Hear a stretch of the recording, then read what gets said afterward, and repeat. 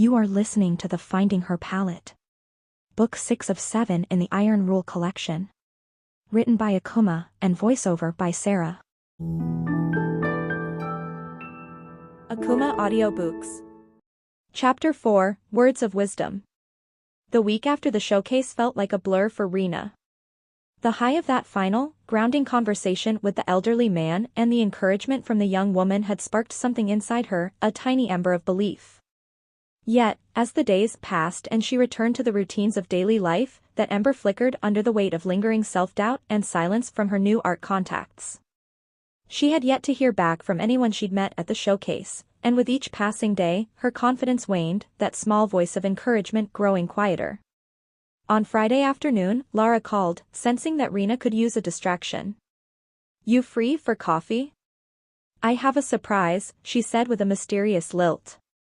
Rena hesitated, knowing Lara's surprises often meant impromptu pep talks or forced exposure to her art through social media. But a break from her solitary thoughts sounded appealing, so she agreed to meet. When Rena arrived at the small cafe downtown, Lara was waiting with an excited glint in her eye, a worn paperback in her hand. She slid it across the table, grinning. "I found this at a thrift store," she said, her eyes twinkling. "Thought it might be the advice you need right now." Rena picked up the book, eyeing the cover, The Art of Surrender. It was an old volume, the edges frayed and pages yellowed, but the title held her attention.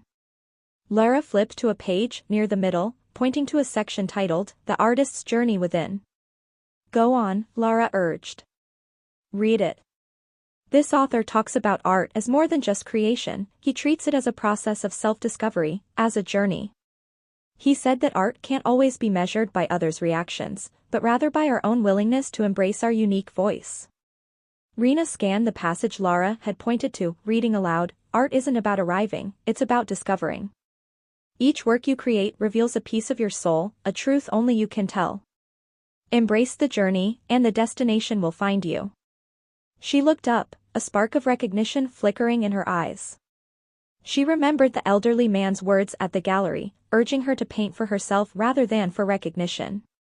The passage echoed that same advice, reminding her to trust in her art, even if the world around her remained silent. Lara leaned back, watching Rena closely. "Maybe it's time you stopped doubting your place, Rena. Not every artist has to be noticed in order to be valuable. Some of the most beautiful work never even makes it to the public eye. But that doesn't make it any less meaningful." Rena thought about this as they finished their coffee, her mind churning with thoughts of her art, her purpose, and the quiet journey she'd embarked on. When they parted ways, Lara squeezed her shoulder, whispering, "Don't forget, okay? Paint because you love it." The weekend stretched ahead of her like a blank canvas, inviting her to revisit the ideas she had neglected. On Saturday morning, she set up her paints in the small corner of her apartment she had claimed as her studio. She began working on a new piece, determined to heed the advice Lara and the elderly man had given her. The canvas in front of her was larger than her usual size, an intimidating expanse of white that seemed to demand something more than what she had been giving. She closed her eyes, inhaling deeply, letting the quiet fill her. This time, there was no deadline, no showcase, and no audience. It was just her and the canvas, an invitation to create without fear, without the need for approval. She dipped her brush into deep shades of blue, letting the strokes flow freely, her hand moving in time with the beat of her heart. Each brushstroke felt intentional, capturing the storm of emotions swirling within her. Hours slipped by unnoticed, her concentration wrapped tightly around the colors, the shapes, the feeling of release with each movement. She poured her frustration, her hope, her fear, and her dreams into that canvas, letting it all find form. By the time she stepped back to look at her work, she realized she hadn't thought once about whether it was good enough. She hadn't worried about how it might be received or if it matched the style of other artists. She had painted for herself, and for the first time in a long while, she felt free. That evening, she sat on her couch, feeling an unfamiliar sense of calm settle over her. Her phone buzzed with a notification, breaking the stillness. It was an email from one of the gallery owners she'd met at the showcase, a woman named Claire who had briefly complimented her work. Rena's heart pounded as she opened the email, half expecting a form rejection. But to her surprise, Claire's message was warm and personal. "Dear Rena," it read. "I wanted to reach out because your work left an impression on me, especially the piece with the hands reaching out. There's something genuine in the way you paint, something that connects deeply. I would love to talk with you about a potential opportunity to feature your work in a group exhibit we're planning next month. If you're interested, let's meet for coffee this week. Warm regards, Claire." Rena read the email twice, her heart swelling with disbelief and excitement. Someone had seen her work, someone had felt that elusive connection she had longed for, and they wanted to see more. She was stunned, unsure how to process the validation she had spent so long chasing. The voices of doubt quieted, replaced by a cautious optimism. The following week, Rena met Claire at a cozy cafe. Claire was a tall woman with a striking presence, her hair streaked with silver and her eyes sharp yet kind. As they sipped their coffee, Claire explained the concept behind the exhibit, a collection of works that celebrated vulnerability in art. "When I saw your piece," Claire said, her gaze direct, "I felt a sense of yearning in it, a quiet courage. Art like that deserves to be seen. I think people could benefit from what you have to share." Rena listened, captivated. She had always doubted the impact her work could have, but hearing Claire's words made her realize that perhaps her vulnerability was her strength.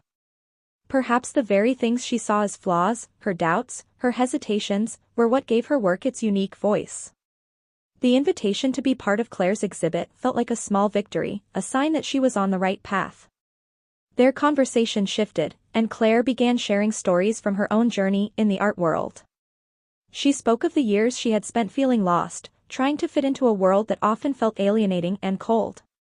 She confessed that she had faced rejection after rejection, and that even as a gallery owner, she sometimes doubted her ability to truly understand the artists she represented. "I think," Claire said, her voice thoughtful, "that there's a myth about what it means to be an artist. We're told we have to be bold, to capture attention, to be something larger than life. But in reality, art is often about quiet bravery, about bearing parts of yourself that no one else can see.